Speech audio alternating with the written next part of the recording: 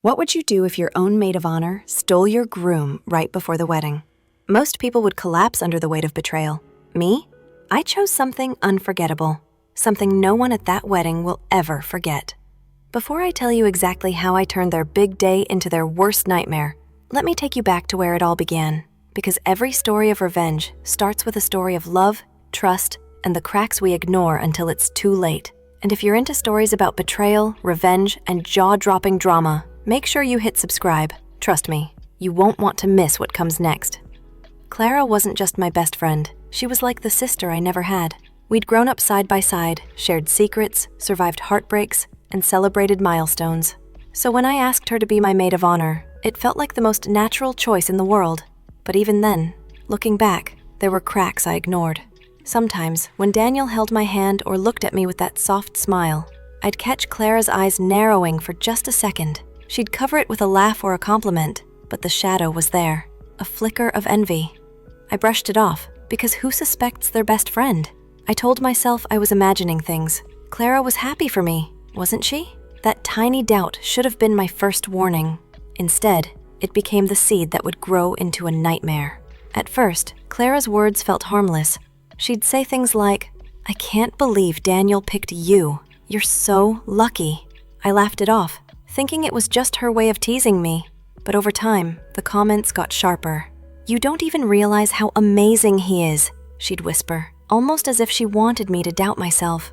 When we'd all go out together, Clara made sure she was always right next to Daniel, leaning in, laughing a little too hard at his jokes. And Daniel? He didn't push her away. If anything, he seemed to enjoy it. I told myself I was being paranoid, that I was reading too much into it, but deep down, something inside me tightened every time I saw them together. Little did I know, those tiny shifts weren't harmless. They were the beginning of the end. Daniel and I were the couple everyone envied. He was charming, thoughtful, the kind of man who remembered the little things, like how I took my coffee or the songs that calmed me down after a long day. With him, life felt simple and safe, almost too perfect. When he proposed, it felt like a dream I never wanted to wake from. My friends gushed, my family cried, and Clara, she smiled wider than anyone. She hugged me so tightly I thought she'd never let go. But here's the thing about dreams. Sometimes they're so flawless, they feel fragile. And when something feels too good to be true, it usually is. At the time, I ignored the unease clawing at the back of my mind. I thought I was just nervous about the wedding, but deep down, a storm was already forming. And Clara was at the center of it. The closer the wedding got, the closer Clara and Daniel seemed to become. She was always helping him with details, choosing flowers, finalizing music, even picking out his tie. Things I thought we'd do together. She somehow slid herself into. When I asked about it, Daniel just laughed. "She's just trying to take the pressure off you," he'd say, brushing my concerns away with a kiss on the forehead. But the more I watched them, the more it felt like I was the outsider. Clara would touch his arm when she laughed, lean in when she spoke, and he never pulled back. At first, I told myself I was imagining things. I wanted to believe that. I needed to believe that. But late at night, lying awake, a thought kept whispering in my mind. What if I wasn't imagining it at all?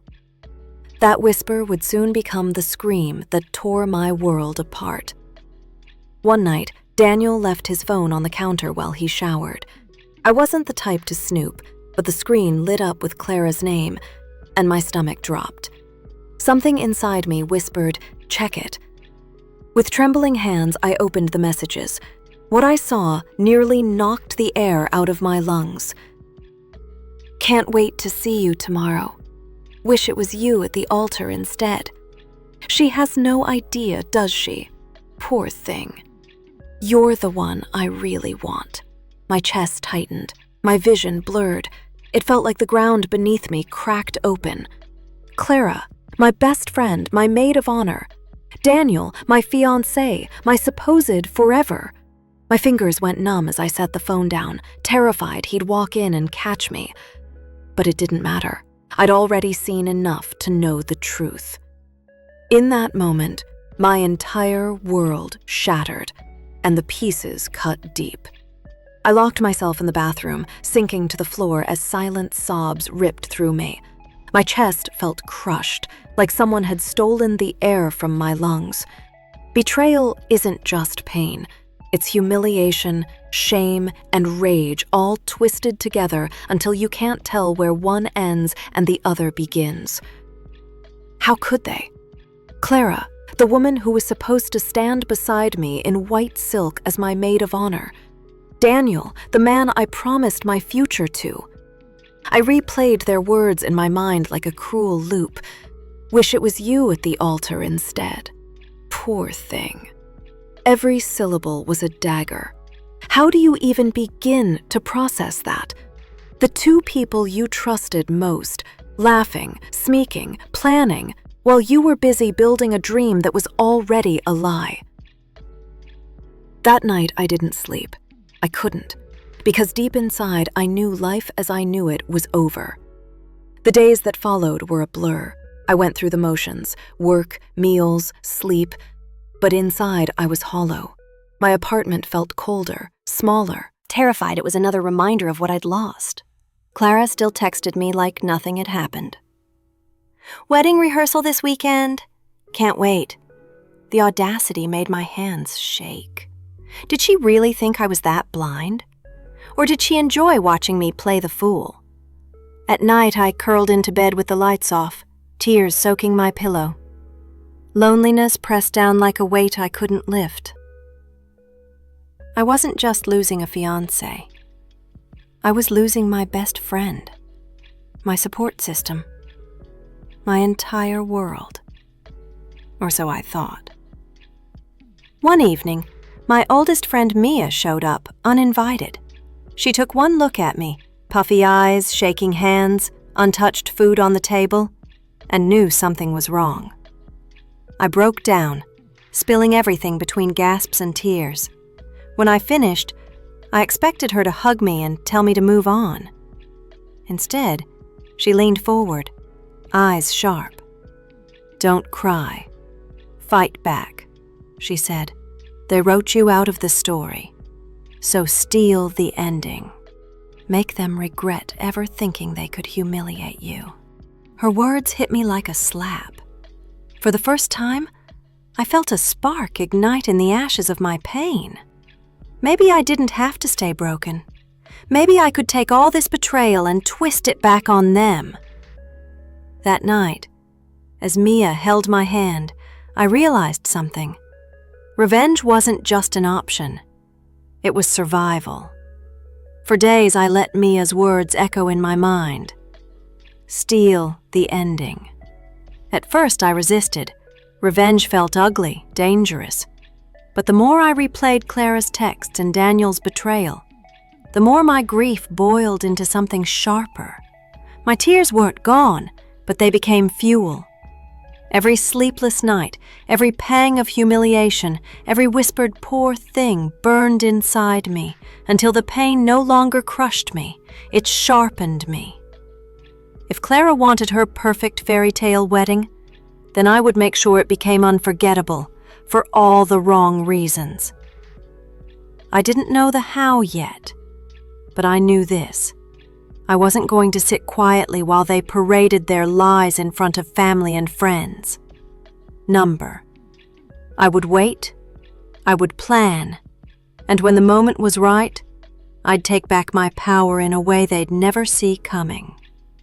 A few weeks later, an envelope slid through my door. I almost ignored it until I saw the names printed in gold script, Clara and Daniel.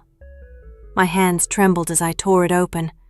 There it was, in black and white, the wedding date, the venue, the fairy tale that was supposed to be mine. They were bold enough, shameless enough, to invite me. For a moment, rage bubbled up. I wanted to rip it to shreds, to burn it to ash. But then, a different thought settled in. What if this wasn't an insult? What if it was Everything changed. By day, I played the role of the heartbroken ex-fiancé, quiet, withdrawn, licking my wounds. But at night, behind closed doors, I was plotting, I created folders, collected screenshots, and saved every message that proved their betrayal. The texts, the late-night calls, even the photos Clara accidentally left in her cloud. Every piece of evidence became a weapon I carefully sharpened. The best part? They had no idea. Clara still sent me cheery texts about catching up soon. Daniel still acted like I'd vanished from his world. They were planning their perfect beginning, blind to the storm I was preparing. And as the weeks ticked by, I wasn't just surviving anymore. I was staging something unforgettable.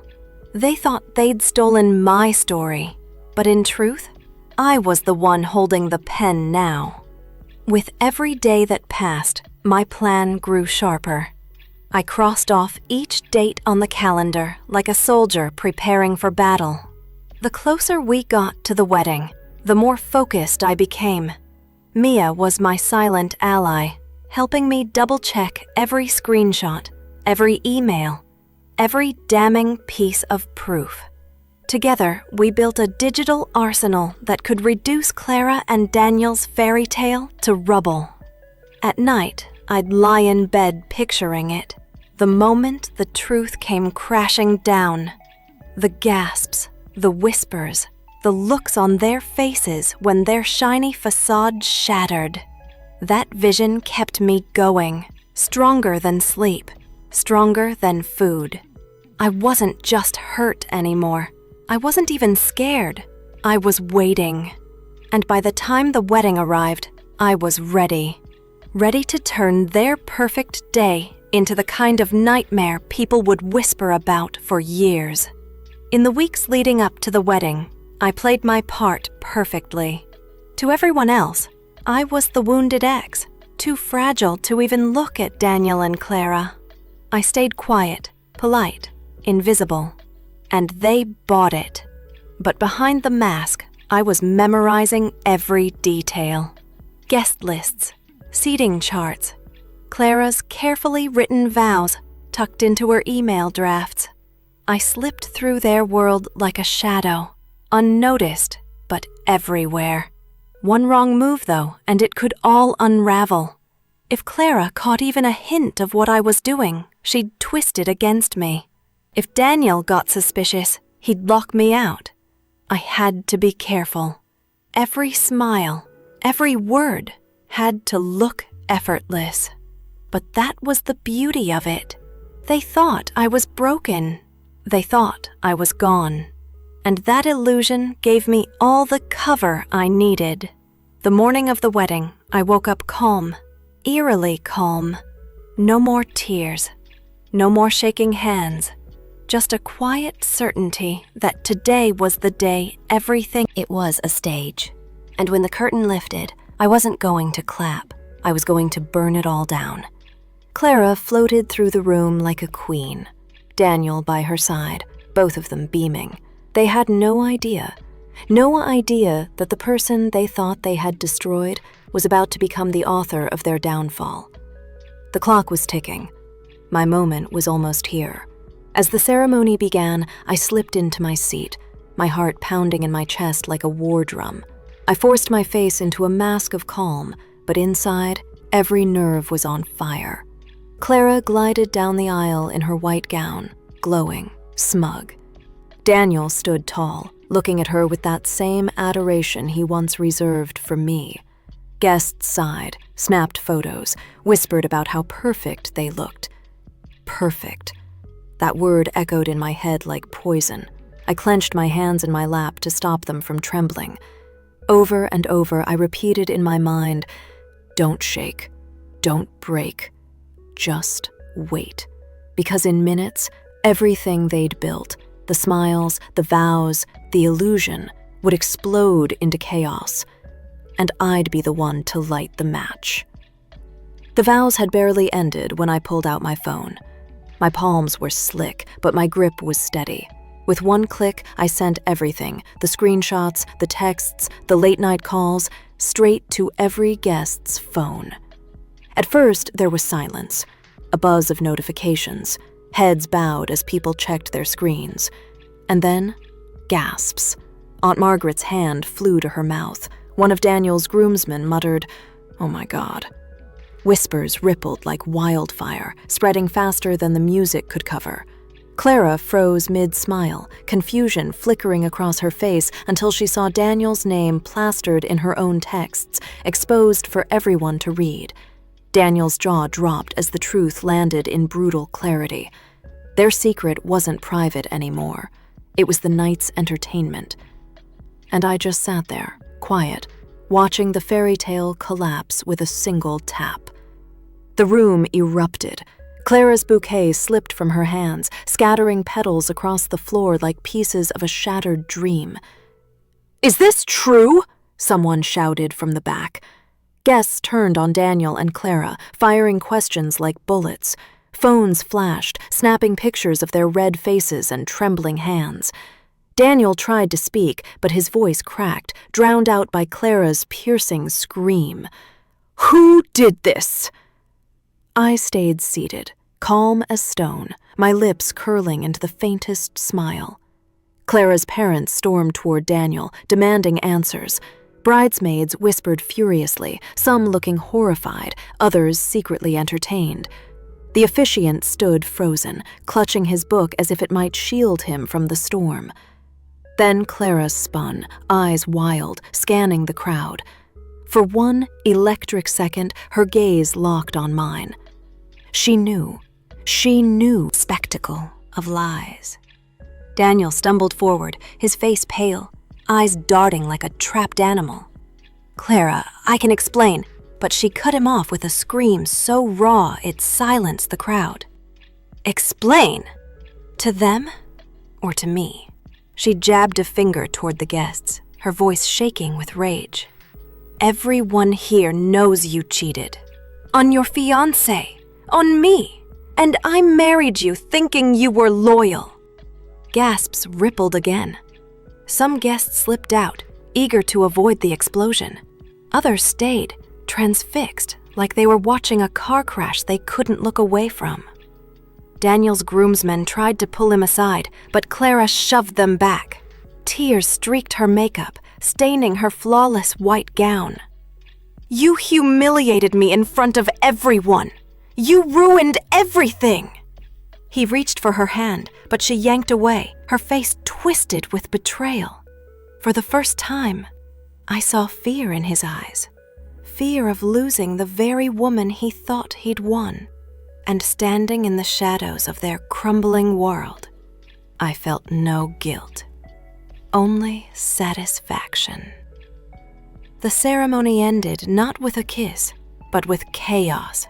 Guests left in hushed groups, shaking their heads, clutching their phones like pieces of scandalous treasure. Clara stormed out of the hall, her gown dragging through the mess of petals, mascara streaking down her face. Daniel chased after her, shouting apologies, but his voice cracked, weak, swallowed by her rage. And me? I stood quietly, watching from the back. My heart wasn't racing anymore. It was calm, cold, steady. The girl who had stolen my groom had just lost everything. Her perfect day, her perfect marriage, her perfect image. All ripped apart in front of the very people she wanted to impress. As I walked out, the whispers followed me like music. For once, I wasn't the victim. I was the storm. So tell me, would you have done the same or walked away? Don't forget to subscribe for more stories like this, because trust me, the drama never ends.